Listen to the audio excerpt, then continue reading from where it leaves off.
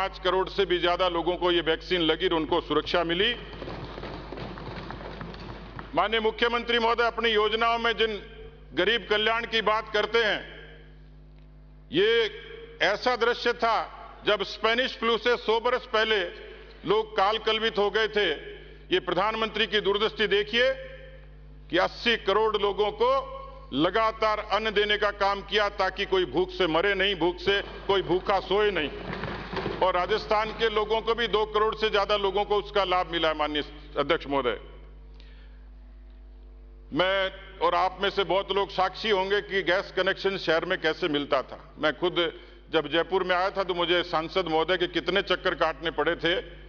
आज 10 करोड़ बहनों को धुएं से मुक्ति मिली और राजस्थान की 63 लाख मातृशक्ति को उज्ज्वला के कनेक्शन उनके घर तक पहुंचते हैं।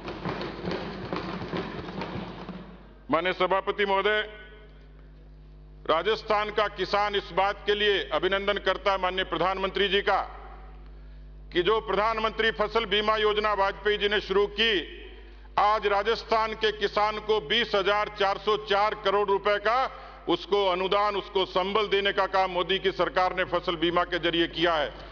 लेकिन मैं इससे आगे आता हूं, देश की, केवल देश की नहीं दुनिया की ऐसी अनूठी योजना थी। राजस्थान के 77 लाख किसानों के खाते में दुनिया की सबसे बड़ी डायरेक्ट बेनिफिट ट्रांसफर स्कीम है और हिंदुस्तान के 12 करोड़ किसानों के खाते में 2 लाख करोड़ रुपए सीधा जमा हुआ है माननीय अध्यक्ष महोदय, जिसने राजस्थान के, हिंदुस्तान के किसानों का जीवन बदला है। इस प्रदेश के 16 लाख जवानों को, 16 लाख नौजवानों को, जिसमें 62% युवा महिलाएं हैं, उनको मुद्रा का लाभ मिला। 16 लाख संख्या है माननीय अध्यक्ष महोदय। जिनके सर पे छत नहीं होती थी, हम एक बार उस योजना को सुनते थे कि यह फला आवास योजना है। न ईंट होती थी, न दरवाजा होता था, न छत होती थी। मजाक उड़ाया जाता था, क्या इस किस्म की भी कोई आवास योजना है? आंख खोलकर देखिए, 3 करोड़ लोगों को छत मिली है, अच्छा सुसज्जित मकान मिला है। राजस्थान के 17 लाख लोगों को यह सुविधा हासिल हुई है माननीय अध्यक्ष महोदय। बिजली की बात चल रही थी, मैं देख रहा था दीनदयाल कुटीर ज्योति योजना के कनेक्शंस को 50 लाख गांव और ढाणियों तक राजस्थान के लोगों को कनेक्शन देने का काम किया है। माननीय अध्यक्ष महोदय, इस पूरे बजट की यदि आप बारीकियों पर जाएंगे, कुछ बातों का उल्लेख मैं करना चाहूंगा। मैंने जो कहा कि 5,90,000 करोड़ का कर्जा और उस कर्जे की परंपरा में इस समय आरबीआई कहती है कि राजस्थान सबसे ज्यादा फिस्कली स्ट्रेस्ड स्टेट है। 2019 में फिस्कल डेफिसिट थी 32,000, 20 में हुई 33,000, 21 में हुई 47,000, 22 में हुई 58,000 और अब ये 65,000 करोड़ से भी ऊपर जाएगा। माननीय सभापति महोदय, केवल इतना नहीं, जो ब्रांडिंग की गई और जिस बात का मैं उल्लेख करना चाह रहा हूं, जन घोषणा पत्र की क्रियान्विति रिपोर्ट है। ये सरकार ने बड़ा खर्चा लेके छापी। एक पंचलाइन है मॉडल स्टेट की भी, और यहां जो उल्लेख हुआ, बात कर रहे थे यहां पे कोविड के कालखंड में भीलवाड़ा मॉडल की, माननीय मुख्यमंत्री महोदय के भाषण में भी उसका उद्धरण हुआ और बाकी लोगों ने भी तारीफ करी। लेकिन राजस्थान इस बात के लिए भी बदनाम हुआ कि सबसे ज्यादा वैक्सीन कहीं बर्बाद हुई तो राजस्थान में हुई, वेंटिलेटर्स डंप हुए तो राजस्थान में हुए, वेंटिलेटर्स डंप हुए तो राजस्थान में हुए, और तो और प्राइवेट हॉस्पिटल को किराए पर दे दिए गए। ये मैं नहीं कह रहा, ये पब्लिक डोमेन में। इसलिए माननीय अध्यक्ष महोदय, इस बजट के जो 4 साल के कालखंड में 5 अभिभाषण हुए, 5 बजट के भाषण हुए और सरकार के 4 साल से भी ऊपर हो गए। 2722 घोषणाएं की, जिसमें केवल 49% पूरी हुई है जो घोषणाएं की गई थी। 1029 बजट घोषणाएं हैं जिसमें 350 पूरी हुई हैं, 800 घोषणाएं शेष हैं। लेकिन मैं उससे पहले आता हूं कि किसी प्रदेश की समृद्धि का कारक उसकी कानून व्यवस्था होती है, और राजस्थान में लोग इसलिए आते थे, पर्यटन के लिए भी, रिहाइश के लिए भी, व्यापार के लिए भी, नौकरी के लिए भी। लेकिन मुझे अफसोस के साथ कहना पड़ रहा है माननीय अध्यक्ष महोदय कि राजस्थान में लगभग 9 लाख मुकदमे एनसीआरबी का आंकड़ा कि जिसमें 17 बलात्कार प्रतिदिन और 7 हत्याएं। माननीय अध्यक्ष महोदय, इस राजस्थान में ऐसा दृश्य पहले कभी नहीं दिखा था, जहां की सुख शांति और समृद्धि, इस पर यदि ग्रहण लगेगा तो न निवेश होगा, न शांति आएगी, न सद्भाव होगा। और माननीय सभापति महोदय, इस सरकार के पूरे कालखंड पर जो सबसे बड़ा कलंक है वो है तुष्टीकरण का, वो है गैंगवार का, वो है बलात्कार का। आपने कह दिया कि बलात्कार के 47% मामले फेक हैं, लेकिन आपकी नाक के नीचे एसएमएस हॉस्पिटल के बाहर एम्बुलेंस में कोई भीख मांगती अबला, उसकी अस्मत लूट ली जाती है, गैंगरेप होता है। क्या आप उसको फेक बताएंगे? आपने वो दृश्य सीकर में भी देखा होगा। 16 साल की बेटी अपने मृत बाप का शरीर लेकर अपनी गोद में रो रही थी, बिलख रही थी। इस गैंगवार का जिम्मेवार कौन है? इस गैंगवार का दोषी कौन है जिन्होंने पनपाया? सभा अध्यक्ष महोदय, राजस्थान की पुलिसिंग पर ग्रहण लगा, मनोबल गिरा, राजनीतिक संरक्षण में माफिया पनपा और राजस्थान की पुलिसिंग को बजट में प्रावधान किया, लेकिन केवल पुलिस के संसाधनों के लिए पुलिस का बजट जो है केवल 3% है। सभापति अध्यक्ष महोदय, कैसे कानून व्यवस्था ठीक होगी सभापति महोदय? और कितने बार, कितने नजारे, कितने उल्लेख हुए? माननीय अध्यक्ष महोदय, मुझे बहुत अफसोस के साथ कहना पड़ रहा है कि जो चर्चाएं यहां हुई, दूसरा बड़ा कारक है हमारे यहां का किसान। जन घोषणा पत्र में भी, उसके बाद आपके अंतर्राष्ट्रीय नेता के अनेक भाषणों में भी 10 दिन में पूरा कर्जा माफ कर देंगे। माधुरी दीक्षित की तेजाब फिल्म के गाने की तरह गिनती गिना रहे, 1 2 3 4 5 6 7 8 9 10 11, 1500 से भी ज्यादा दिन हो गए। यदि इसमें सच्चाई होती तो राजस्थान के 18,000 किसानों की जमीन नीलाम कैसे होती? अब आप कानून बना रहे हो।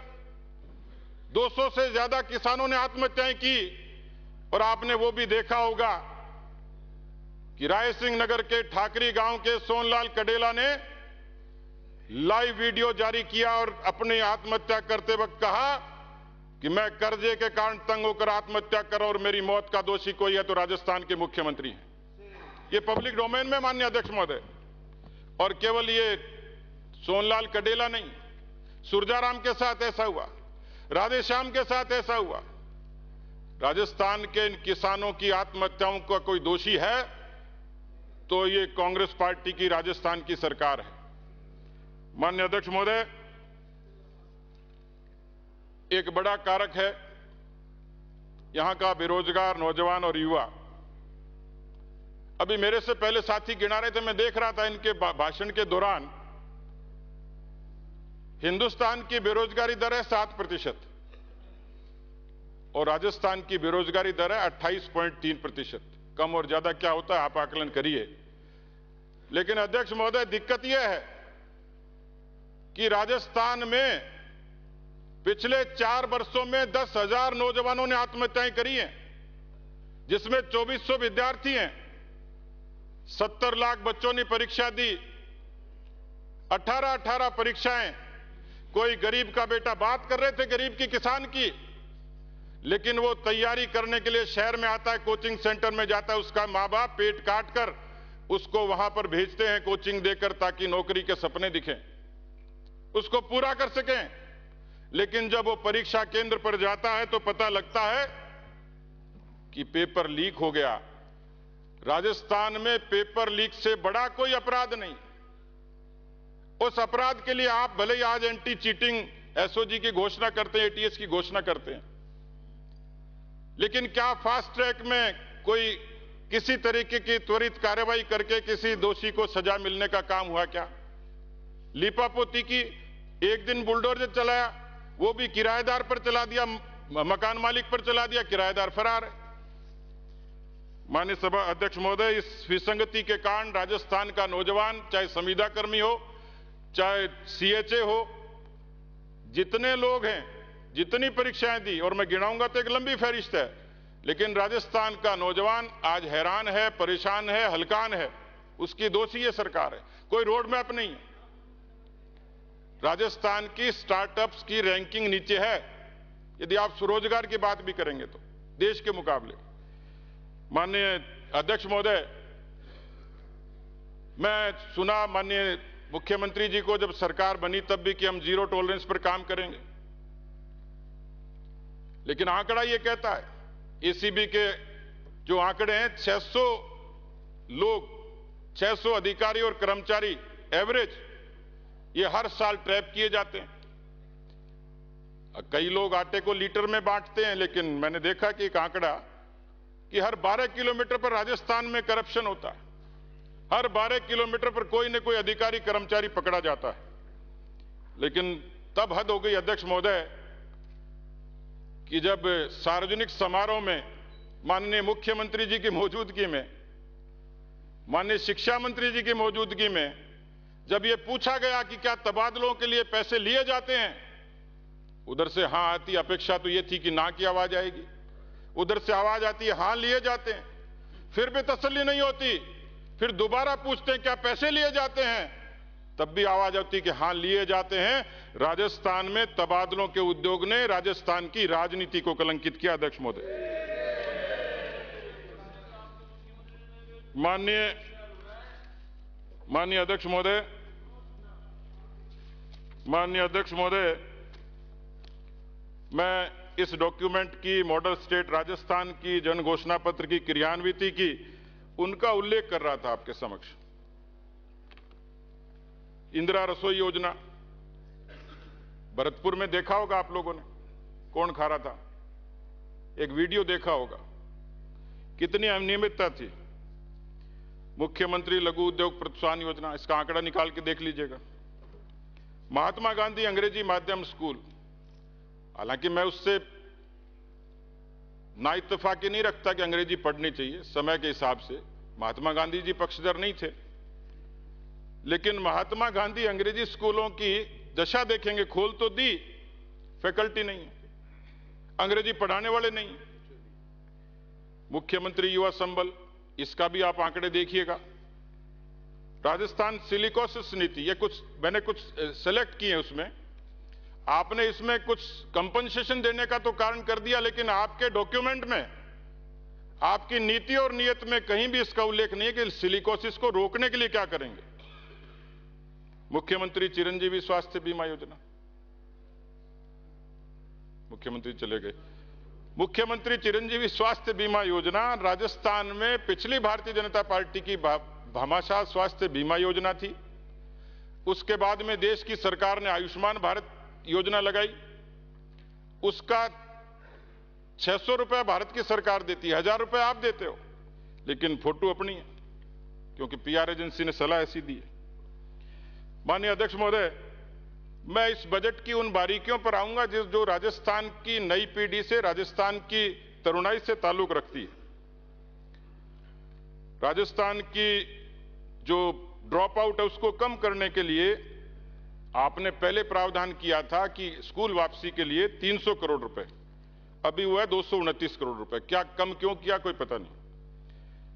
33 जिलों के 2.29 लाख ये 10 से 15 आयु के बच्चे स्कूल नहीं जा पाते माननीय अध्यक्ष महोदय, और जो शिक्षा पर खर्च है वो 6% है, लेकिन 32% प्रदेश के स्कूलों में बिजली नहीं है। 70% प्राइमरी स्कूल तो बिना बिजली के ही हैं, और 9% में न पीने का पानी है न शौचालय है। उच्च शिक्षा की स्थिति आपने 40 खोले, 48 खोले, और उसके बाद 31 कॉलेज खोले। मैं अभी माननीय मंत्री जी को सुन रहा था, इन्होंने कहा कि भवन नहीं है। हमारे किसी सदस्य ने प्रश्न पूछा कि, तो मंत्री जी बड़े सहजता से कह रहे हैं, भले हैं, मित्र हैं मेरे, बोले कोई धर्मशाला देख लेंगे। माननीय अध्यक्ष महोदय, खोलना तो आसान है, दिक्कत यही तो है। मैं इसीलिए मुख्यमंत्री जी को मैं बड़े अदब के साथ घोषणा जी भी इसलिए कहता हूं कि घोषणा करते हैं, ईमानदारी से करते हैं, पर लागू करने का कोई रोड मैप नहीं। इन बातों की चर्चा 4 साल बाद कर रहा हूं मैं, जब चुनाव जा रहे हैं, हम लोग चुनाव में जा रहे हैं, तब ये घोषणाएं हो रही हैं। आपकी नीति और नियत ठीक होती तो आप 18 में करते और 19 में भवन बना के तैयार कर देते, मान जाते कि आपके पास हुनर है। माननीय अध्यक्ष महोदय, उच्च शिक्षा में भवन नहीं, फैकल्टी नहीं, एक जगह कॉलेज में बच्चे दरी पर बैठे थे। एक कॉलेज में तो बड़ा अजीब दृश्य था, न फैकल्टी थी न प्रिंसिपल था, एक लैब असिस्टेंट उस कॉलेज का इंचार्ज है। थोड़ा ढूंढवाइएगा।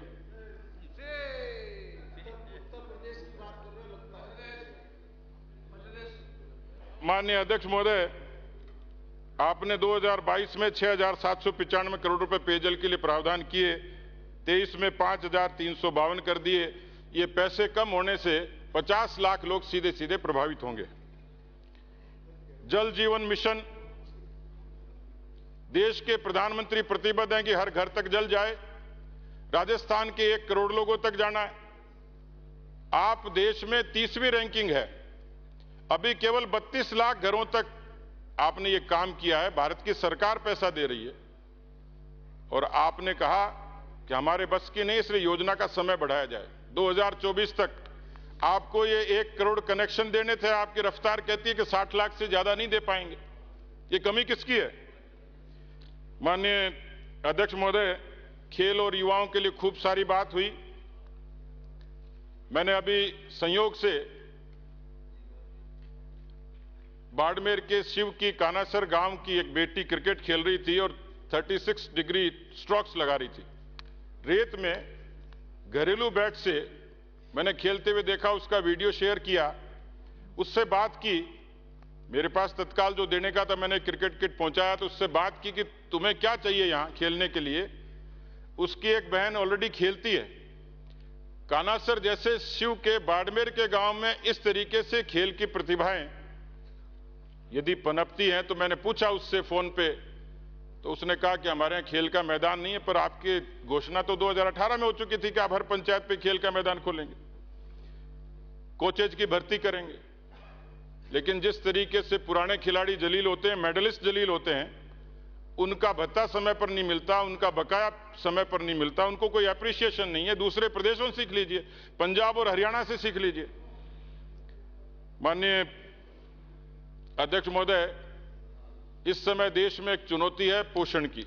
महिलाओं में और खासतौर पर बच्चों में भारत की सरकार ने एक इनिशिएटिव लिया है कि उनका पोषण ठीक हो। राजस्थान की सरकार भी आंगनबाड़ियों में पोषाहार की व्यवस्था करती है, लेकिन उसकी गुणवत्ता पर जब सवाल खड़ा हुआ तो माननीय मंत्री महोदया ने कहा कि हम ये पोषाहार खाके और फिर आगे भेजते हैं। माननीय अध्यक्ष महोदय, कितना खाया जाता है इस पोषाहार में, क्योंकि ये घोटाले भी सरकार के नाम लिखे हुए हैं। माननीय अध्यक्ष महोदय, मैं एक निवेदन करना चाह रहा हूं। इन्हीं की किताब है जो आर्थिक समीक्षा राजस्थान की सरकार प्रकाशित करती है, अच्छी अच्छी फोटो लगी हुई है। अभी कृषि पाराशर का एक चौथा श्लोक पढ़ा था माननीय मुख्यमंत्री महोदय ने, पर वो तीसरा भूल गए, जिसमें किसान को अन्नदाता बताया, लेकिन यहां ऐसा लगता है कि सरकार ने याचक बना दिया। तो जो बजट के प्रावधान थे 21 और 22 के, आप यदि वो देखेंगे तो समझ में आ जाता है कि उसका एग्जीक्यूशन आप कैसे करेंगे इतने कम समय में। 10,990 करोड़ रुपए ये कृषि और संबद्ध सेवाओं के लिए 21 में प्रावधान किया, 22 में 3,645। ग्रामीण विकास के लिए 17,486, 12,012 करोड़ रुपए। क्षेत्रीय विकास विशेष कार्यक्रम के लिए 52,000, कोई प्रावधान नहीं। सिंचाई और बाढ़ के लिए 3,750 करोड़ रुपए, 1,765।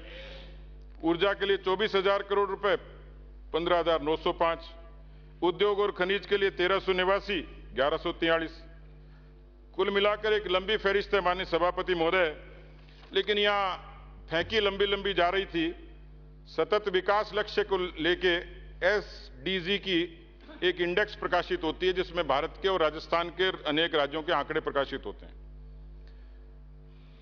गुणवत्तापूर्ण शिक्षा, इसमें उन्होंने अलग अलग कैटेगरीज बना रखी हैं कि एस्पायरेंट कौन है, अचीवर कौन है। गुणवत्तापूर्ण शिक्षा में हम 20 और 21 में हम जो हमारा गोल है वो 60 है। हम लोगों के बीच में शुद्ध जल और स्वच्छता ये 54 है, यानी बिलो 60 है। सम्मानजनक कार्य और आर्थिक विकास में 57 है। उद्योग, नवाचार और अवसंरचना इसमें 45 है। असमानताओं में कमी लाना, जो इनके भाषण में उल्लेख होता है कि हम डिस्पैरिटी को खत्म करेंगे, उसमें हम लोग हैं 45। जलवायु कार्यवाही, क्लाइमेटिक चेंजेज पे खूब बड़ी बहस होती है, उसमें अछूता नहीं, राजस्थान भी 49। भूमि पर जीवन, हैबिटेशन के लिए 43। शांति, न्याय और सुदृढ़ संस्थाएं 73। यदि क्रमिक रूप से इसका उल्लेख करेंगे माननीय अध्यक्ष महोदय, तो हमारी रैंकिंग ग्रेजुअली कम होती जा रही है। और इसलिए मैं निवेदन करूंगा, जो यहां जिक्र हुआ कि हमने इस बजट के तमाम आंकड़ों में भारत सरकार के मापदंडों का, FRBM एक्ट का उल्लंघन तो किया ही है, लेकिन एक अक्सर चर्चा होती है और माननीय मुख्यमंत्री महोदय के भाषण में भी उसका उल्लेख हुआ था कि शेयर इन सेंट्रल टैक्सेस ये लगातार माननीय अध्यक्ष महोदय बढ़ा, और मैं इसका यदि अभी का उल्लेख करूं तो ये लगभग केंद्र सरकार से करों का हस्तांतरण राज्य सरकार के अनुमान से अधिक रहा है। संशोधित अनुमानों में 22-23 में